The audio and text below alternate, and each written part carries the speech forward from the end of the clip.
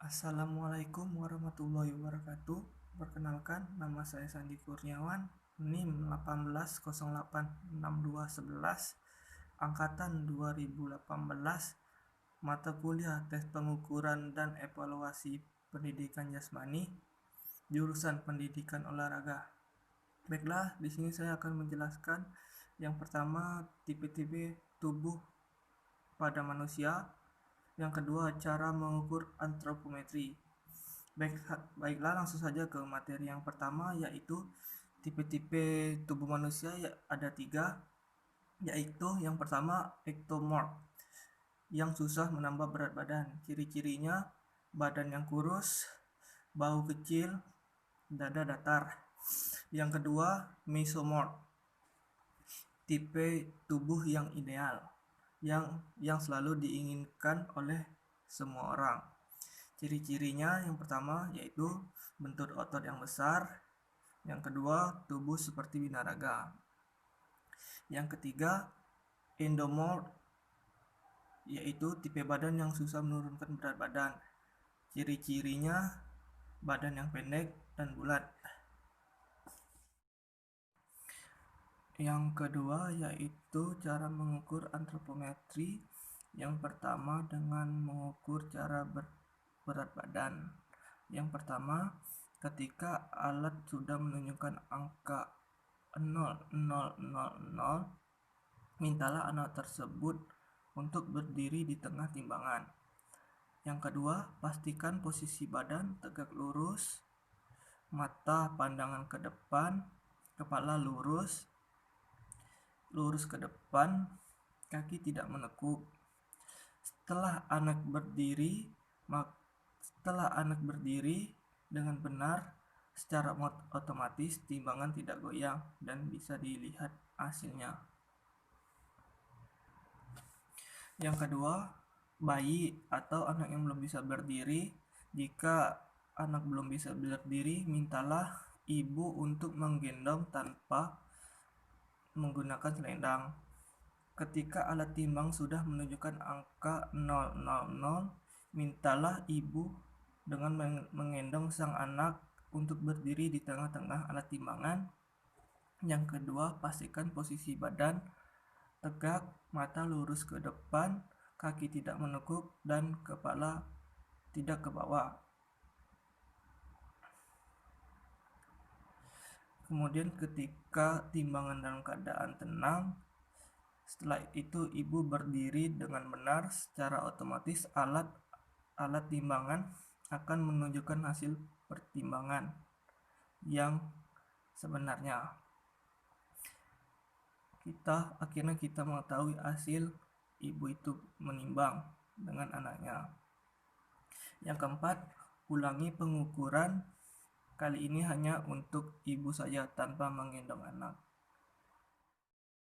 Yang kedua itu cara mengukur tinggi badan pada anak yang sudah bisa berdiri. Yang pertama, mintalah ibu si anak untuk melepaskan sepatu si anak dengan melepaskan hiasan atau dandanan rambut yang mungkin dapat mempengaruhi hasil pengukuran tinggi badan anak. Mintalah si ibu untuk membawa anak tersebut ke papan ukur dan berlutut di hadapan si anak.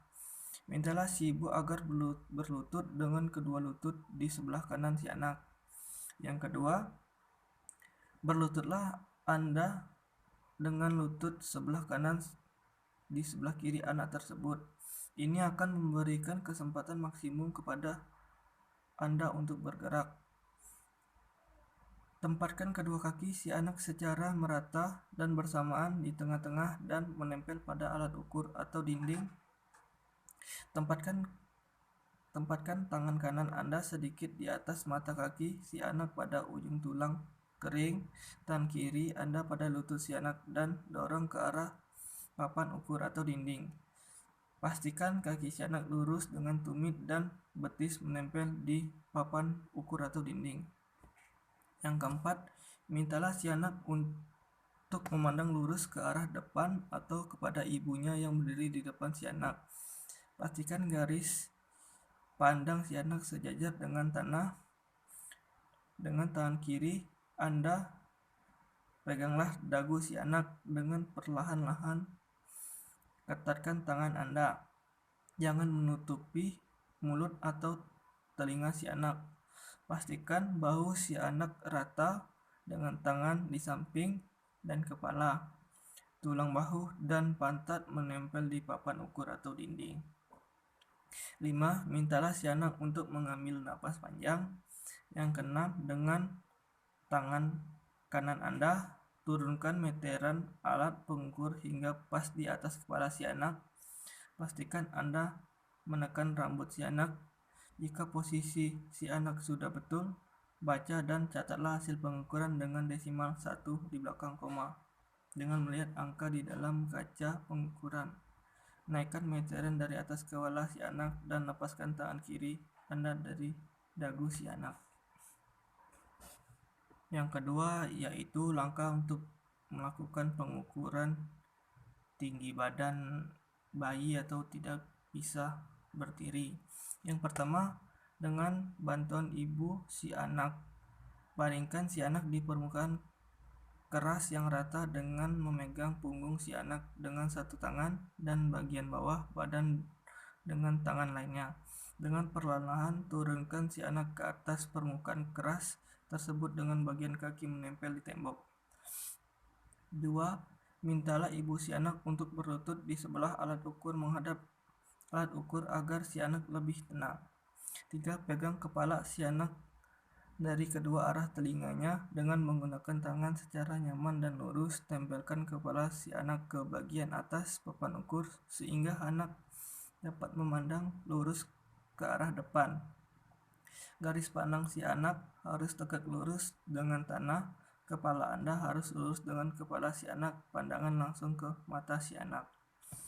Yang 4, pastikan si anak berbaring di atas permukaan keras. Tempelkan tangan kiri Anda di ujung tulang kering si anak atau sedikit atas sendi mata kaki atau pada lututnya. Tekanlah dengan kuat ke arah permukaan keras. Yang kelima, dengan menggunakan tangan kanan Anda, geserkan alat pengukur ke arah kepala anak. Pastikan Anda menekan rambut si anak. Jika posisi si anak sudah betul, baca dan catatlah pengukuran. Baiklah, mungkin ini saja yang dapat saya jelaskan tentang materi kali ini.